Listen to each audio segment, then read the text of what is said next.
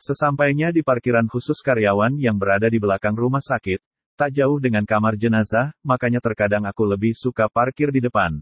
Karena sering ngeri-ngeri sedap lewat sini, aku segera memarkirkan motor dan tak lupa untuk mengunci stangnya. Jarang sebenarnya aku parkir di sini. Namun, apa boleh buat? Yang kutakutkan apabila Mas Rauf nekat mencari ke RS dan menemukan motorku di parkiran depan sana. Dia memang tahu kebiasaanku yang selalu parkir di depan karena aku kerap bercerita bahwa spot angker di RS Citra Medika ini selain di kamar jenazah dan tempat laundry, juga di parkiran belakang.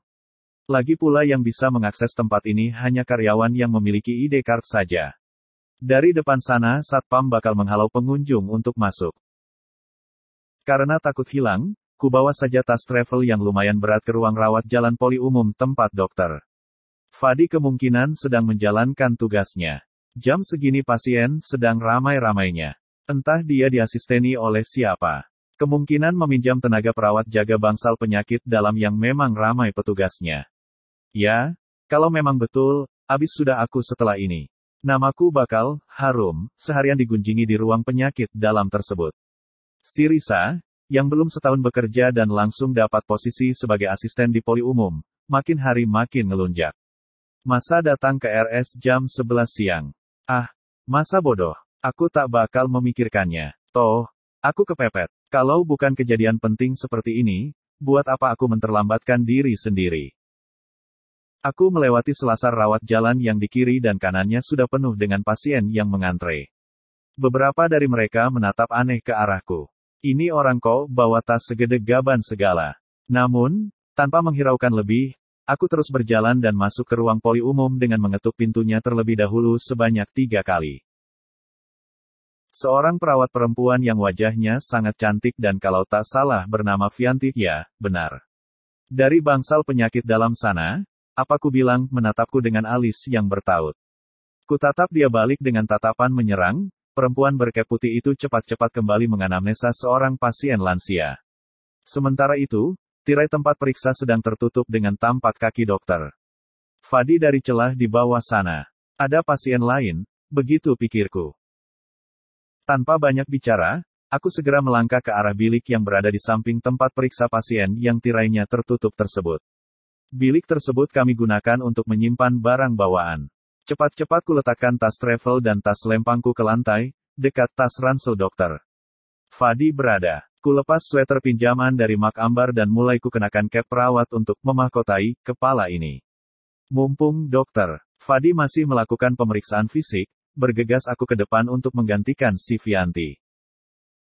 Maaf aku terlambat, kataku sembari mengambil masker bedah dari dalam laci meja yang dipakai oleh si Vianti.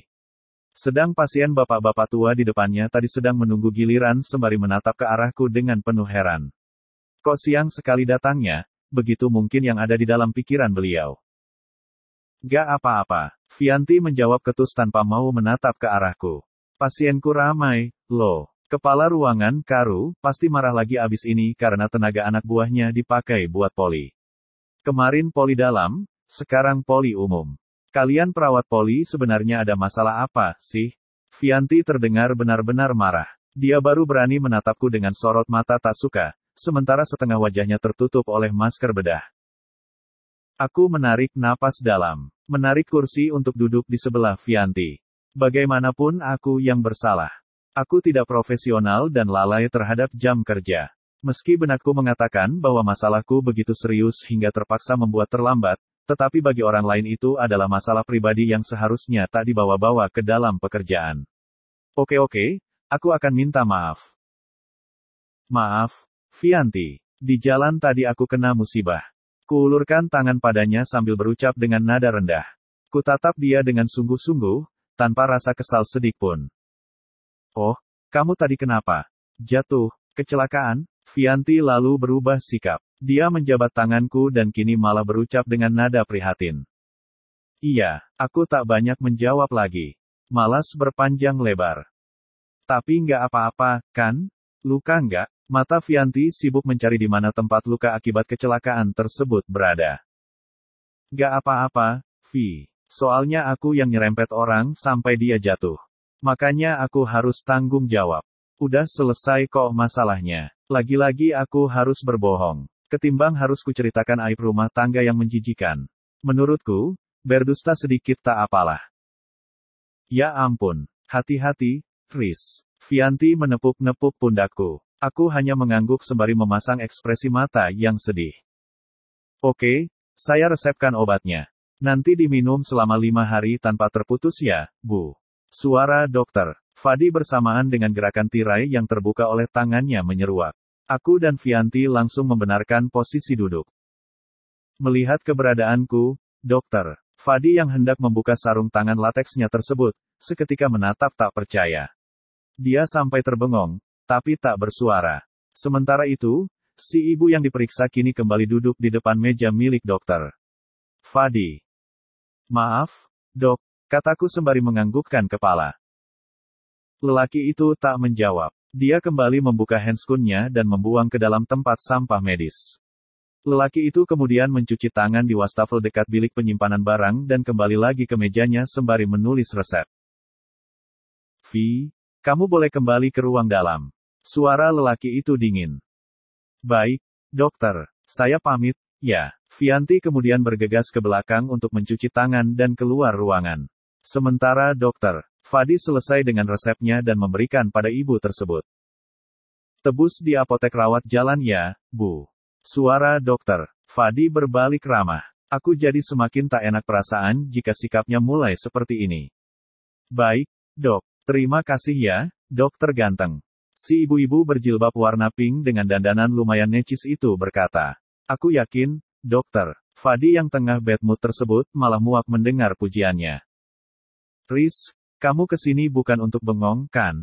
Tiba-tiba dokter Fadi menegurku. Aku yang sempat melamun sesaat, langsung gelagapan. Iya, dok. Maaf. Panggil pasien selanjutnya, ya? Aku langsung menarik sebuah rekam medis RM, dengan sampul berwarna kuning kentang yang berada paling atas pada tumpukan puluhan RM di bawah samping kanan tempatku duduk. Saking banyaknya pasien hari ini, RM ditaruh si Vianti di lantai karena tak muat di meja. Mari, Pak duduk di sini. Dokter Fadi memerintahkan si Pak tua untuk duduk di depan mejanya, sementara aku berkutat lagi dengan kegiatan sehari-hariku. Memanggil pasien selanjutnya, melakukan pengecekan tekanan darah, dan melakukan anamnesa singkat mengenai keluhan yang dirasakan. Betul kata Vianti, pasien hari ini sangat membludak. Total ada 50 pasien yang berobat dan jam pelayanan kami baru usai sekitar pukul 14.25 menit. Tanpa istirahat makan siang, tentu saja. Dokter Fadi sampai terlihat lelah dan muak dengan pekerjaannya hari ini. Tentu saja selain karena pasien banyak, juga karena keterlambatanku. Chris, duduk dulu kamu di sini. Usai mencuci tangan dan melepas jas putihnya, dokter Fadi memerintahkanku untuk duduk di hadapannya. Padahal perutku sudah sangat keroncongan dan ingin cepat kabur dari sini sekadar untuk mengisi kampung tengah. Namun, apa boleh buat? Ini adalah perintah dan aku jelas-jelas sudah berbuat salah kepadanya. Aku berjalan dari mejaku ke meja beliau dan duduk di hadapannya. Lelaki itu lalu menatapku dengan wajah yang sangat serius. Dok, aku minta maaf. Tadi pagi, aku mengejar suamiku berselingkuh, dok. Aku berbicara padanya dengan nada getir. Wajahku seketika panas. Rasa malu, sedih, benci jadi satu. Mengaduk-aduk dada dan hampir-hampir membuat air mata ini jatuh. Dokter Fadi tampak terkesiap. Lelaki itu menautkan alisnya dan menatapku tak percaya. Jadi, bukan kecelakaan. Aku menggeleng. Ini lebih dari kecelakaan, dok. Hatiku mulai merana. Tas besar di belakang itu? Punya siapa? Suara dokter Fadi terdengar semakin penasaran. Raut wajahnya menyisipkan rasa simpati yang aku tahu pasti tak bakal terlalu ditampakkannya. Aku kabur dari rumah, dok. Mungkin ingin cari kos di sekitar sini. Atau kontrakan. Ya, lihat nanti. Dokter Fadi terdengar menarik napas dalam. Lelaki dengan alis tebal dan hidung mancung, serta wajah yang kearab-araban tersebut tampak merenung sesaat. Entah apa yang dia pikirkan. Merasa kasihan mungkin dengan nasib anak buahnya yang sangat mengenaskan ini. Ngekos di samping rumah sakit. Banyak anak koas sama residen di sana. Ternyata dia memikirkan di mana tempat tinggal yang cocok buatku. Iya, dok. Nanti aku tanya-tanya dulu. Aku mengangguk sembari mengulas senyum kecil padanya. Makan? Yuk, aku traktir. Lapar banget. Tenagaku habis hari ini. Dokter Fadi kemudian berdiri dari duduknya. Mengambil ransel hitam yang dia simpan di atas meja dan memakainya di pundak. Dok, barangku. Biar aja. Nanti kesini lagi. Kita naik mobilku. Dokter Fadi cuek dan terus melangkahkan kakinya untuk membuka pintu. Namun, aku meragu. Entah mengapa, tapi rasanya tak enak jika makan berduaan dengannya di luar. Kan biasanya kami makan di ruangan dengan pesan via online. Dok, cepat-cepat dia memutus bicaraku. Chris, jangan dak-dok terus. Pusing. Aku lapar. Ayo, cepat. Lelaki itu kemudian membuka pintu. Cepat-cepat aku bergegas untuk ke belakang mengambil tas selempang dan melepaskan cap di kepala. Asal-asalan saja kuikat ekor kuda rambut sebahuku. Setengah berlari, aku menyusul dokter Fadi yang berjalan cepat. Lelaki tinggi dengan tubuh ideal tersebut langkahnya panjang sekali, sehingga aku jadinya ngos-ngosan karena berkejaran. Dok, pelan-pelan, dong, kataku sembari menepuk lengannya yang keras tersebut. Lengan atletis yang dia dapatkan dari bodybuilding selama 2 bulan belakangan ini ternyata sudah lumayan terbentuk. Iya, dia pernah curhat. Katanya pengen kekar dan six-pack kayak abang-abang gym.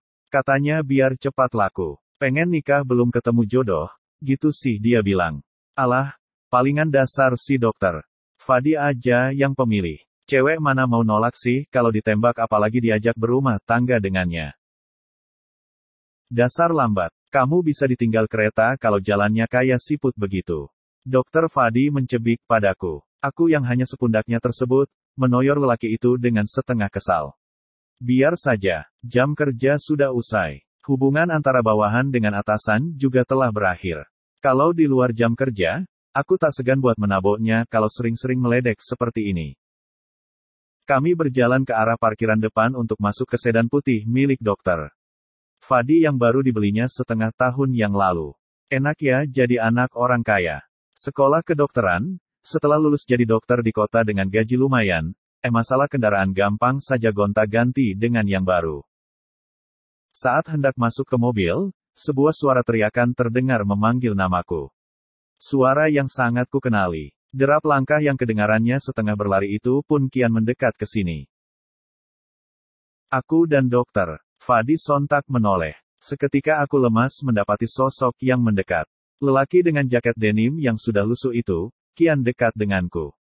Mungkin jarak kami hanya 10 jengkal. Tidak untuk sekarang.